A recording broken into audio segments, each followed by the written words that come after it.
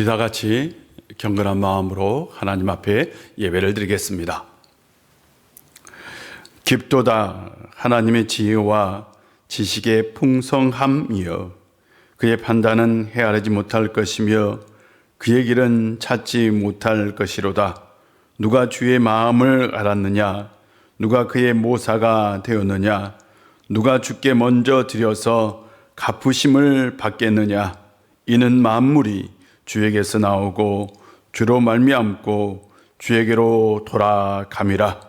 그에게 영광이 세세에 있을지어다. 아멘. 사랑간의 하나님, 오늘도 주의 전에 나와 주의 앞에서 예배드릴 수 있도록 은혜 주셔서 감사드립니다. 이 시간 우리의 마음의 문을 활짝 열어 하나님과 소통하며 하나님과 교제하는 시간 되게 하여 주시옵소서. 이 시간 성령님을 통해서 우리의 영혼의 마음을 활짝 열어서 온전히 하나님의 그 음성을 듣게 하여 주옵소서. 오늘도 우리 가운데 함께 해주시고 역사하여 주옵소서. 예수님의 이름으로 기도합니다. 아멘. 찬송가 433장입니다. 433장입니다. 433장입니다.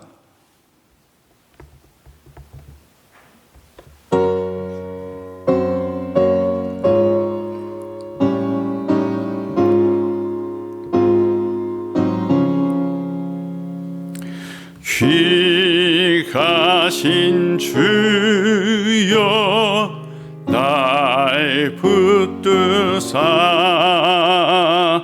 주께로 날마다 더 가까이 저 하늘나라 나 올라가 그 주의 품 안에 안기어 영생의 복 받기 원합니다. 봉헌할 물건 나 없어도 날마다 주께로 더 가까이 내 죄를 주께 다 고하니 주님의 보혈로 날 씻으사 눈보다 더 길게 하옵소서. 간악한 마귀 날 깨어도 주 예수 앞으로 더 가까이 이 세상 속한 그 허영심 또 주한 생각에 다 버리니 정결한 마음 내게 늘 주소서. 이 세상 내가 살 동안에 주께로 날마다 더 가까이 저 배는 청 천국 낮으러 가 한없는 복락을 다 얻도록 풍성한 은혜를 주옵소서. 아멘.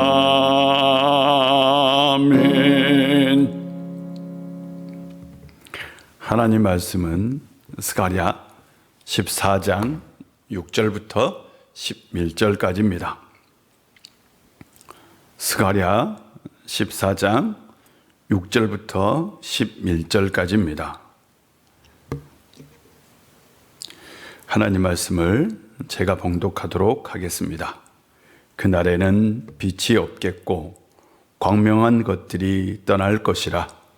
여호와께서 아시는 한 날이 있으리니 낮도 아니요 밤도 아니라 어두워갈 때에 빛이 있으리로다. 그날에 생수가 예루살렘에서 솟아나서 절반은 동해로 절반은 서해로 흐를 것이라. 여름에도 겨울에도 그러하리라. 여호와께서 천하의 왕이 되시리니 그날에는 여호와께서 홀로 한 분이실 것이요 그의 이름이 홀로 하나이실 것이라. 온 땅이 아라와 같이 되되 게바에서 예루살렘 남쪽 림몬까지 이를 것이며 예루살렘이 높이 들려 그 본처에 있으리니 베냐민 문에서부터 천문 자리와 성 모퉁이 문까지 또 하나멜 망대에서부터 왕의 포도주 짜는 곳까지라. 사람이 그 가운데 살며 다시는 저주가 있지 아니하리니 예루살렘이 평안히 서리로다. 아멘. 추석 명절이 이제 시작되었는데요. 추석 명절 기간 여러분의 가정이 주 안에서 평안히 서기를 주의 이름으로 축복합니다. 명절 기간 동안 건강하고 복되고 행복한 시간 되시고요. 혹시 가족들하고 시간을 같이 보낸다면 가족들과 꼭 화합할 수 있는, 그리고 아름다운 시간, 추억이 있는 시간 보낼 수 있는 성도님들 되시기를 주의 이름으로 축복합니다. 하나님의 사람은 평화의 사람이고 하나님의 사람은 늘 어떤 곳에든지 화평을 이루는 사람입니다. 그러므로 명절 기간 동안 형제들을 만나거나 또한 가족을 만날 때 절대로 다투거나 언쟁을 높이지 마시고 화평의 시간을 갖는, 마음을 나눌 수 있는 그런 아름다운 시간 되기를 주의 이름으로 축복합니다. 목사는 목회를 하다 보면 많은 사람을 만납니다. 또한 많은 가정을 만납니다. 근데 그 가정들을 만날 때에 가장 이해할 수 없는 사람이 있다면 바로 가정을 내팽개치고 혼자 이렇게 즐기고 혼자 뭔가를 그냥 가족들은 외면하고 혼자 뭔가를 자기 자신을 위해서 사는 그런 사람 보면 참 답답하고 또한 어떤 면에서는 참 불쌍한 생각이 들 때도 있었습니다. 그런데 생각보다 그런 사람이 좀 있더라는 거죠. 그런데 그런 사람들, 그렇게 가족들은 내팽개치고 혼자 삶을 살았던 그 사람들의 말로는 대부분이 다 불행하더라는 거예요. 행복하지 않더라라는 겁니다. 그렇게 보면 사람의 행복은 바로 다른 사람과 더불어 살 때에 행복해지는 것 같습니다. 우리에게는 공동체가 있습니다. 우리가 속한 공동체가 있는데, 우리가 속한 공동체는 가정 공동체가 있고 교회 공동체가 있고 또한 국가 공동체가 있습니다. 우리는 이 공동체 안에서 우리의 삶을 살아내는 바로 사회적 존재들입니다. 물론 내 개인 개인의 가치도 참 중요하지만 또한 공동체의 가치도 그래서 참 중요합니다. 실제로 우리가 평안하기를 원하고 우리가 행복하기를 원할 때에 중요한 건 가정이 평안해야 되고 교회가 평안해야 되고 나라가 평안해야 합니다. 가정이 평안할 때에 내가 안정적이고 평안한 삶을 살 수 있고, 교회가 평안할 때에 내가 신앙생활을 잘할 수 있고, 나라가 평안할 때에 나에게 주어진 일들은 잘 감당하면서 평안을 누리고 살 수 있습니다. 그래서 우리에게는 가정 공동체, 교회 공동체, 그리고 국가 공동체의 평안과 안정, 이것이 매우 중요합니다. 이것이 내 삶의 질을 결정한다라고 얘기할 수 있습니다. 우리의 행복이 바로 공동체에 달려 있다면 우리가 속한 공동체가 어떤 공동체가 되어야 되느냐, 이건 매우 중요한 문제입니다. 우리 가정이 어떤 가정이 되어야 되느냐, 그리고 또 우리가 속한 교회가 어떤 교회가 되어야 되느냐, 우리가 속한 이 나라가, 이 국가가 어떤 국가가 되어야 되느냐, 이건 매우 중요한 일입니다. 우리가 선지서를 읽으면서 선지자들의 주된 관심이 무엇이었는지를 우리가 먼저 생각해야 합니다. 선지자들의 주된 관심은 바로 이스라엘이라는 그 나라 공동체가 어떤 공동체가 되어야 되느냐라는 것이 핵심이었습니다. 그 안에 개인의 삶이 있는 거예요. 그러니까 개인의 삶이 우선인 것이 아니라 나라 공동체, 즉 이 나라가 어떤 나라가 되어야 되느냐라는 것이 바로 말씀, 메시지 선포의 핵심이었습니다. 특별히 우리가 이것을 염두에 두고 읽어야 되는 것은, 선지자들은 하나님의 말씀을 증거할 때에 개인의 신앙에 역점을 두지 않았어요. 실은 어떤 공동체, 즉 이스라엘이라는 공동체가 하나님을 잘 따르는 그 공동체가 되기를 원했습니다. 그런데 우리는 말씀을 읽을 때에 내 개인의 역점을 두고 읽어요. 내 신앙에 초점을 두고 읽습니다. 그래서 우리가 성경을 볼 때, 특별히 선지서를 읽을 때에 자칫 이것을 선지자적 관점에서 보는 것이 아니라 내 신앙의 관점에서 볼 때에 우리가 잘못 해석할 수도 있다는 것입니다. 선지자들의 주된 관심사는 이스라엘이라는 나라가 어떤 나라가 되어야 되느냐라는 것이었습니다. 특별히 바벨론에서 포로에서 귀환한 사람들은 성전을 건축하지요. 성전을 건축하고 난 다음에 그 나라가 이제는 나라의 기틀을 마련하고 새로운 나라를 만들어야 합니다. 이 나라는 어떤 나라가 되어야 되느냐라는 것이 선지자들의 주된 메시지였다는 것을 우리는 꼭 기억해야 합니다. 그렇다면 선지자들이 하나님의 말씀을 전할 때에 이 메시지 밑바탕에 깔려 있는 것이 이 공동체가 어떤 공동체가 되어야 되느냐라는 말씀의 핵심이지만, 그 밑에 더 기저에는 뭐가 깔려 있느냐, 이 공동체는 지금 뭔가 뒤틀려 있다라는 거예요.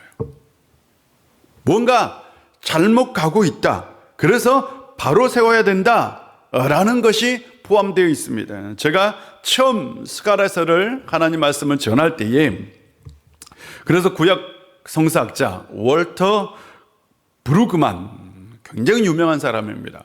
구약학자 중에 가장 유명한 사람이 최근에는 월터 브루그만이라는 사람인데, 이 사람 말씀을 인용했어요. 이스라엘 사회의 지배 계급들과 거짓 예언자들이 민중들을 낙관적인 환상을 심어주어 기만할 때에, 속일 때요, 소수 지배계급들이 부를 독점하는 비민주적인 분배 구조로 인해 빈부역 격차가 생길 때요, 지배계급들이 국가의 질서를 우선시하여 민중들을 억압할 때요, 백성들을 억압할 때에, 그때마다 선지자들이 등장해서 하나님 말씀을 전했다라는 거죠. 즉 이스라엘 공동체가 뭔가 잘못 가고 있을 때에, 하나님이 원하는 공동체가 아닐 때에, 그때의 선지자들이 나타나서 이 뒤틀린 공동체를 다시 세우려고 했다는 거죠. 즉 뭔가 문제가 있는 공동체였다는 거죠. 이 문제가 있는 공동체에 하나님 말씀을 전한 겁니다. 이것이 바로 선지자들의 역할이었습니다. 그래서 이 선지자들은 이 문제가 있는 공동체가 하나님이 원하는 진짜 새로운 공동체가 되기를 소망한 거죠. 이것이 바로 선지자들의 메시지의 주된 핵심입니다. 오늘 스가랴 선지자는 크게 두 개로 나눌 수 있어요. 1장부터 8장까지, 그리고 9장부터 14장까지 이렇게 나눕니다. 학자들이 이렇게 나누는데, 어떤 학자는 세 부분으로 나누기도 하지만 보통 두 부분으로 나눌 수 있어요. 가장 큰 특징은 1장부터 8장까지는 성전 건축에 대한 얘기, 그래서 아마 성전을 건축한 시기에 기록됐을 것으로 추정하고요. 9장부터 14장까지는 성전을 건축한 이후에 주어진 말씀입니다. 9장부터 14장까지 성전을 건축한 이후 이스라엘 공동체가 어떤 공동체가 돼야 할까? 라는 거죠. 그래서 이건 현재적 메시지보다는 미래적 메시지입니다. 미래적 성향을 띠고 있는 메시지라고 얘기할 수 있어요. 지금 현재의 당장의 일이 아니라 미래에 일어날 일, 미래에는 이스라엘 공동체가 이런 공동체가 됐으면 좋겠다라는 소망의 메시지가 담겨 있는 것이 9장부터 14장이고, 그리고 그 14장 마지막이 핵심 포인트라는 거죠. 그래서 미래적 성향을 가지고 있기 때문에 이걸 보통 묵시라고 얘기합니다. 묵시, 또한 묵시문학이라고 표현하기도 합니다. 1절을 보면 이런 말씀이 있어요. 여호와의 날이 이르리라. 그리고 나서 계속해서 반복된 단어가 그날에는 미래죠. 아직은 아닙니다. 아직은 아니에요. 그날에는 미래입니다. 이걸 그래서 학자들은 9장부터 14장까지를 스가랴서의 묵시문학이라고 표현합니다. 묵시는 세상의 마지막 때에 일어날 일들을 보여주며 선과 악의 대립을 통한 종말론적인 어떤 상황을 묘사하는 것을 바로 묵시 또는 묵시문학이라고 얘기합니다.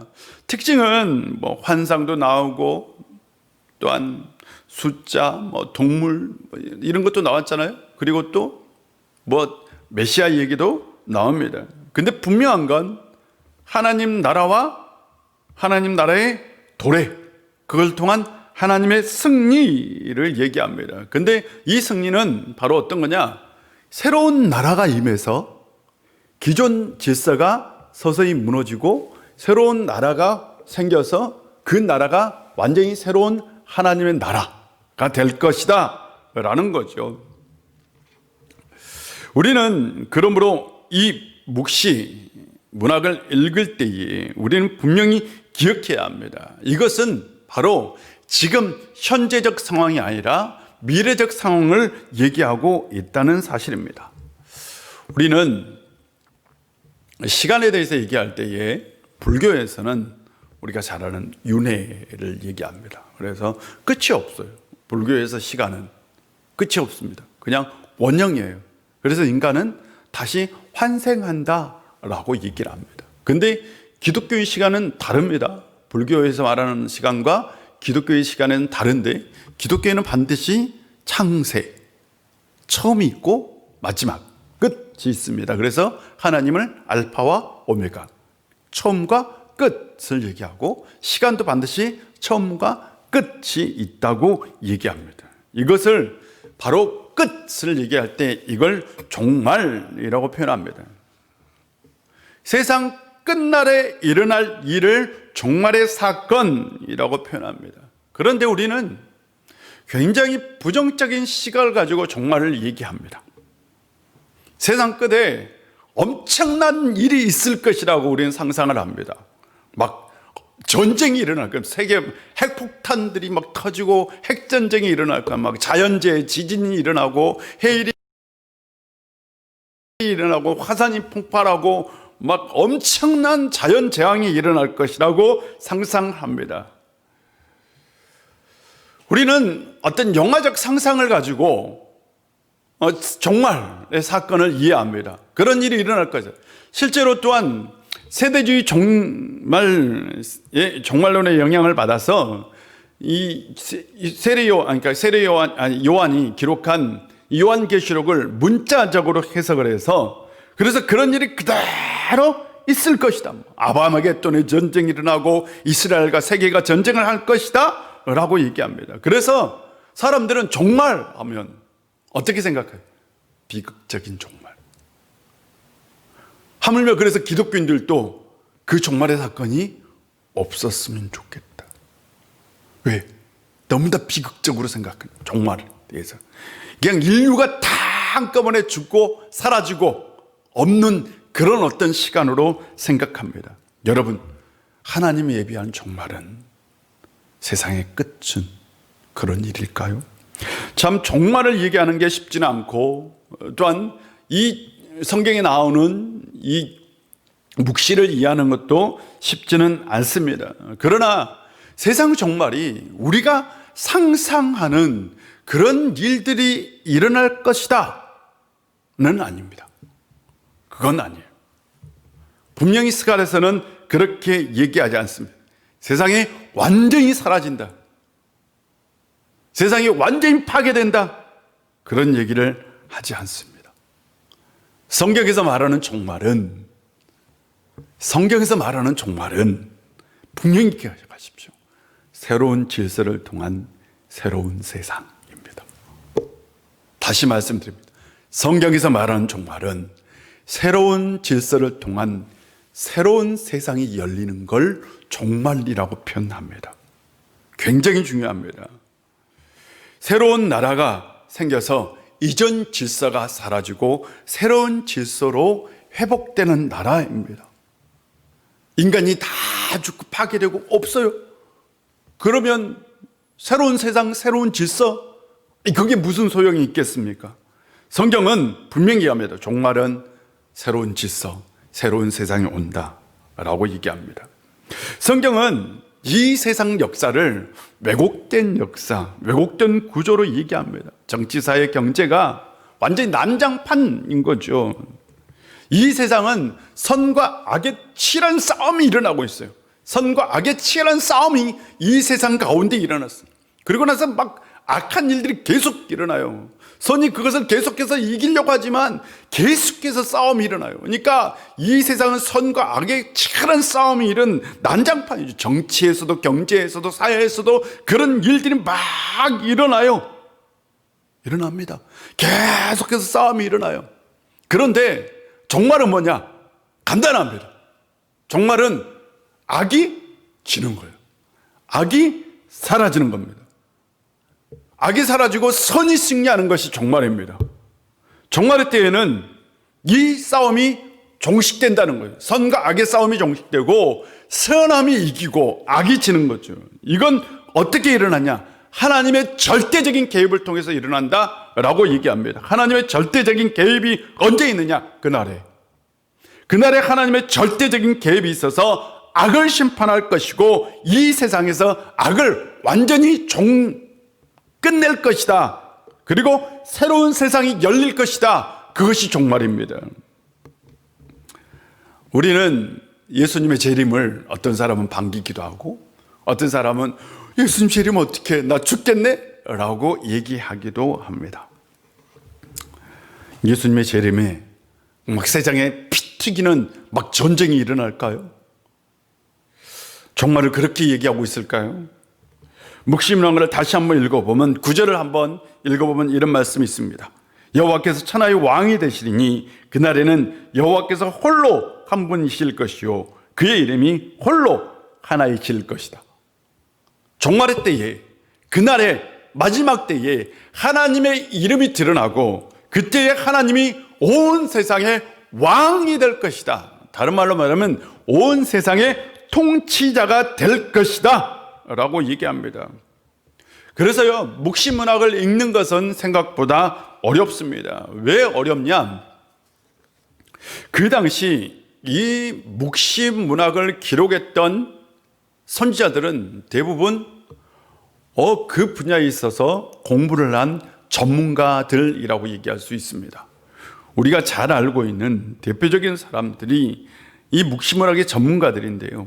보세요. 에스겔, 다니엘, 그 다음에 스가랴, 신약에는 바로 요한, 사도 요한. 이런 분들은 그 당시 아주 묵시문학 공부를 많이 했던 사람들입니다. 역사적으로 아주 유명한 학자가 바로 에스라입니다. 에스라는 바로 제사장 겸 선지자였고 동시에 학자였습니다. 이스라엘의 기틀을 마련한 사람이, 포로 이후에 이스라엘의 실제적 기틀을 마련한 사람은 에스라입니다. 그는 제사장이면서 학자였습니다. 그는 바벨론에서 굉장히 공부를 많이 했던 사람이죠.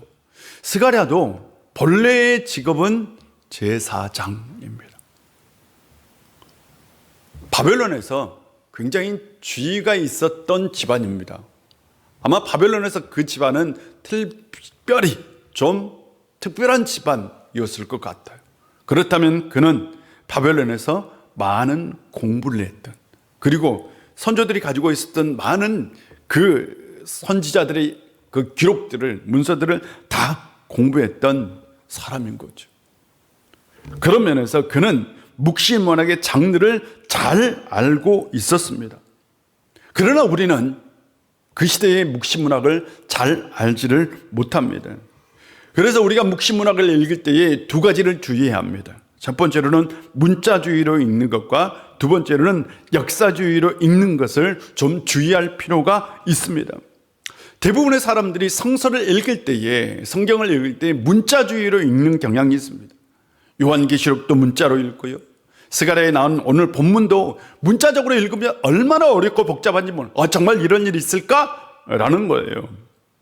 문자로 읽을 때 문자가 담고 있는 그 시대의 의미를 우리가 자칫하면 놓칠 수 있습니다. 문자는 약속의 언어이고 문자는 공동체의 언어입니다. 문자는 반드시 그 당시의 문화를 담고 있습니다. 문자는 그냥 단순히 사랑하면 이것이 사랑의 의미가 옛날 시대와 지금 시대는 달라요. 왜냐하면 공동체가 어떤 약속하고 있는 의미가 있어요. 그 의미가 담겨 있다고, 문자 안에는요. 근데 우리는 그것을 자칫 잊어버리고 그냥 문자 그대로 읽습니다. 근데 다시 말씀드리면 문화는 공동체의 약속의 언어입니다. 그리고 문자는 그 안에 그 시대가 담고 있는 문화의 옷을 입고 있습니다. 스가랴 선지자 시대와 지금 시대는 엄청난 간격이 있습니다. 이것을 자칫 우리가 문자적으로 그대로 읽는다면 우리가 해석을 잘못할 수 있습니다. 물론 성경을 번역할 때에 문화적 배경도 고려했지만 완벽하게 해석할 수 없어요. 각주를 단다 해도 그 각주를 다 달 수도 없습니다. 그러므로 우리가 이런 묵시문학을 읽을 때는 조심스럽게 읽어야 하고 공부도 해야 하며 공부한 사람과 더불어 읽을 필요가 있습니다. 두 번째로 역사주의로 읽는다는 건 간단합니다. 선지자들이 예언했던 말씀이 정말 역사적 사건이 되었나? 라는 거예요. 물론 선지자들이 예언했던 말씀이 역사적 사건이 된 것들도 있습니다. 그래서 어떤 말씀을 볼 때는 이것은 어느 시대의 역사적 사건이고 이건 어느 시대의 역사적 사건이고 이건 어느 시대의 역사적 사건이다 라고 얘기합니다. 다니엘에 나왔던 내 나라는 실제로 존재한 내 나라를 얘기한다, 이런 것들을 충분히 얘기할 수 있습니다. 또한 요한계시록에 나와 있는 많은 사건들이 이루어졌고 앞으로 이루어질 것이다, 역사적으로 실제가 될 것이다 라고 얘기하기도 합니다. 그런데 우리가 지나치게 그것이 역사적으로 실제였는가를 주의할 필요가 있어요. 묵시문학은 꼭 그것을 역사적 사건에 초점을 맞추어서 얘기하고 있지는 않다는 사실이죠. 묵시문학은 뭐냐? 그것이 담고 있는 의미입니다. 이것이 무엇을 담고 있는가? 이것이 무엇을 뜻하고 있는가? 이 저자는 이것을 통해서 무엇을 얘기하고 있는가? 그것이 핵심 포인트인 거죠. 이 묵시문학의 가장 큰 구조는 뭐냐? 선과 악의 대결입니다. 아까도 말씀드렸지만 이스라엘 공동체가 어떻게 되는가? 그러면 이 세상에 있는 공동체들이 어떻게 돼야 될까요? 그러면 이 세상은 어떤 세상이에요? 선과 악이 끊임없이 대결하는 세상입니다. 종말의 때는 말씀을 드렸지만 선이 이기고 악이 패배할 겁니다. 선한 영향력이 가득한 나라가 하나님의 나라입니다. 그런데 이 하나님의 나라가 어떻게 이루어지느냐? 하나님의 역사적 개입입니다. 그래서 선지자들이 강조한 게 뭐냐? 하나님이 이 세상 가운데 직접 역사적으로 개입한 사건, 그것이 곧 종말의 사건이고, 그 하나님의 역사 개입을 통해서 이 땅 가운데 하나님의 선함이, 하나님의 의의가 실현될 것이고, 그리고 악이 멸망하고 선의 나라, 하나님의 나라가 이루어질 겁니다. 선지자들의 꿈은 뭐냐? 그런 하나님의 나라가 이루어지는 거예요. 그런 공동체가, 이스라엘 공동체가 되는 게 꿈이죠. 그 얘기를 하려고 다양한 많은 것들을 가져온 거죠. 묵시적인 얘기들을 합니다. 그런데 핵심 포인트는 뭐냐? 하나님의 역사적 개입입니다. 하나님이 직접적으로 개입하고 하나님이 직접적으로 역사할 때, 그때에 하나님의 나라가 이루어지고 하나님의 통치가 이루어지고 하나님의 정의가 실현된다라는 것을 얘기하는 거예요. 이스라엘의 공동체가, 이스라엘이라는 나라가 그런 나라가 되기를 소망한 거예요. 이것이 바로 선지자들의 비전이고 선지자들의 꿈이었던 겁니다. 여러분, 스가랴가 뭘 얘기하고 있을까요?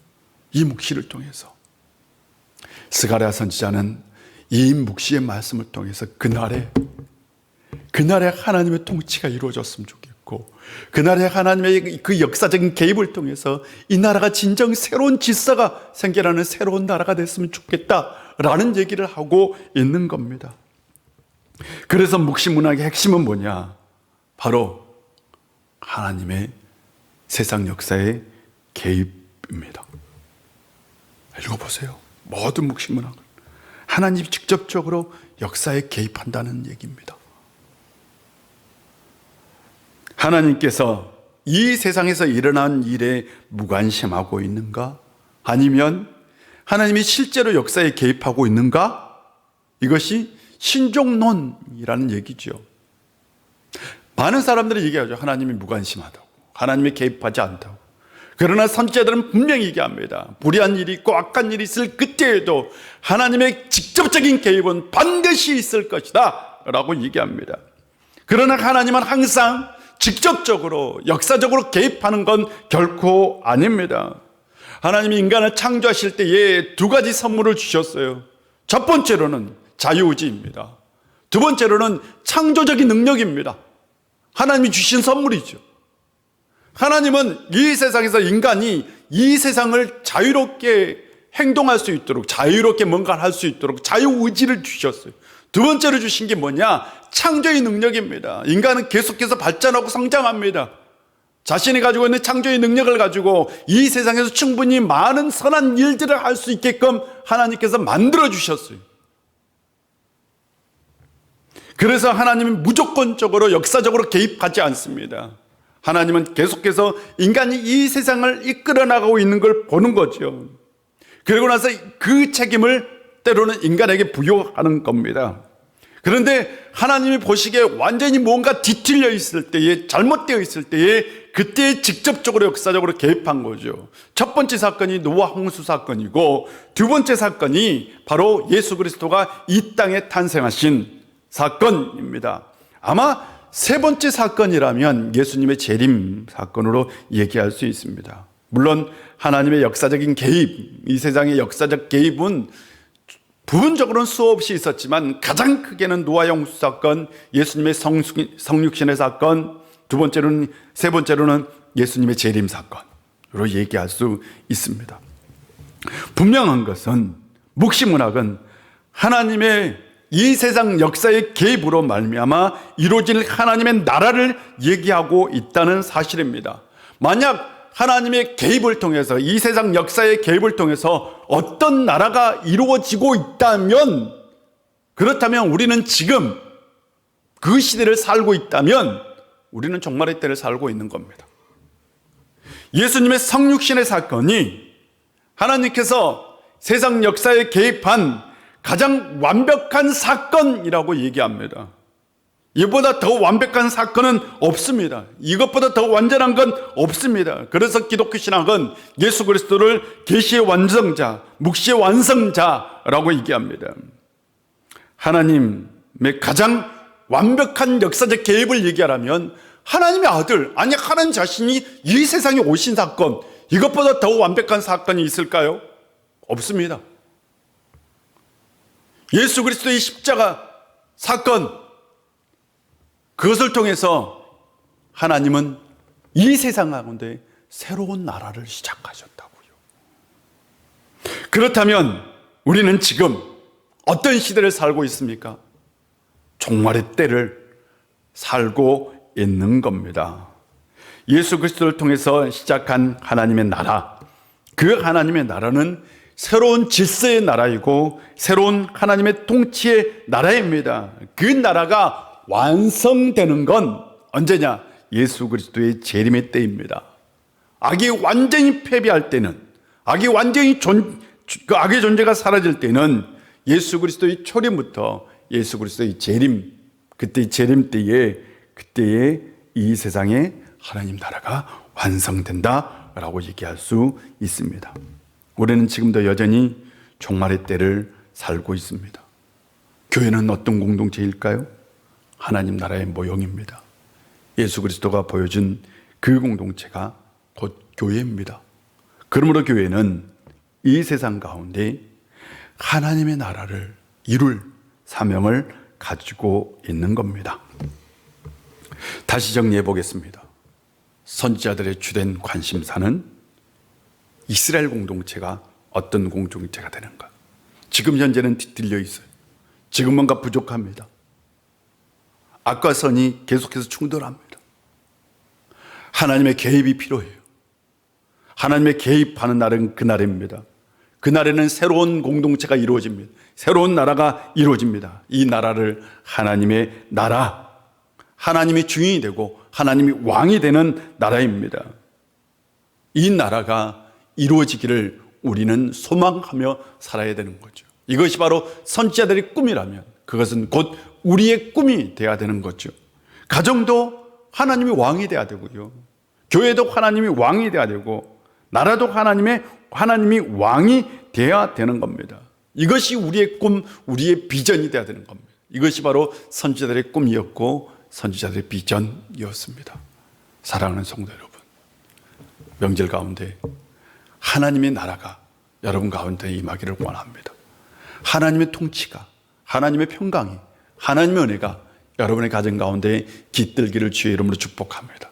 그것이 곧 선지자들의 꿈이었고 우리의 꿈이 되어야 되고 그것이 곧 종말의 때를 살고 있는 우리의 바로 비전이 되어야 되는 겁니다. 사랑하는 성도 여러분, 명절 기간 동안 하나님의 나라가 여러분 가정 가운데 깃들기를 주의 이름으로 축복합니다. 기도하겠습니다. 아버지 하나님, 오늘도 우리 가운데 함께해 주시고 은혜 주셔서 감사드립니다. 아버지 하나님, 우리가 스가랴서 마지막을 정리했습니다. 스가랴 선지자의 꿈은 이스라엘 공동체가 하나님이 원하는 하나님의 나라가 되는 것이었습니다. 우리가 속한 가정 공동체, 교회 공동체, 이 나라가 온전히 하나님의 나라가, 하나님의 정의가 이루어지는, 하나님의 통치가 이루어지는 나라들이 되게 하여 주옵소서. 아버지 하나님, 우리의 삶 가운데 함께하여 하나님이 주신 평안이 가득 채워지게 하여 주옵시고, 또한 명절 기간 동안 우리 후일의 모든 권속들 가정 가운데 함께하여 하나님 놀라운 그 평화로운 통치로 우리 우일에 속한 모든 가정들 안에 하나님이 주신 샬롬의 역사가 꼭 있게 하여 주옵소서. 예수님의 이름으로 기도합니다. 아멘. 찬송가 438장입니다. 438장입니다.